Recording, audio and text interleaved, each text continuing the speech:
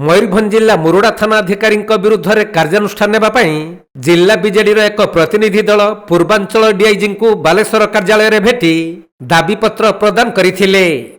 आउ एबे मुरुडा थाना अधिकारी सपक्ष में बाहरी अंचल किछि नागरिक माने बालेश्वर डीआईजी पिनाक मिश्र को भेटी लिखित पत्र प्रदान करिसंती।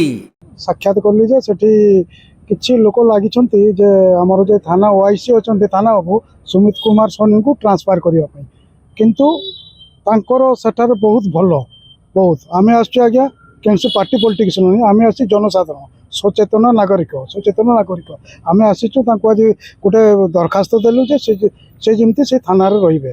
थाना रे रहिबा द्वारा तांकर बहुत शांति श्रृंखला बहुत सबु माने सेठार बहुत सुंदर भाव में चलछि, बहुत सुंदर भाव में चलछि।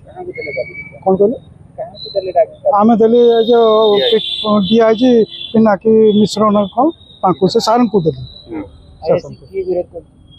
आसी को किछि सडर किछि हमरो कोइ कुचकरी गोष्ठी किछि अछंती कोन पे विरोध करते माने कोन जे तांकर काम सेठी ठीक होउनी बिली, किंतु काम तांकर एक नंबर बहुत भलो काम करते छै। कोन जनप्रिय का कार्य आपने देखि हम तो बहुत भलो भी होउची। आज बाली माफिया मन को सब धरि के साबार करछते, काठ माफिया मद माफिया गई जे गोरु गाड़ी सब तांको पई आज गोरु गाड़ी सेटारे सब बंद हे गला सही माने थाना बाबू पर चोरी डकायती मद सब सेठी पूरा बंद हो जावा को किछि जे माने एगार करूथिले सेही लोक माने तांको टिके विरक्त भाव प्रकाश करछथि। बुझिबले सर। बालेश्वर प्रसेनजीत सेठी रिपोर्ट कोणार्क लाइव।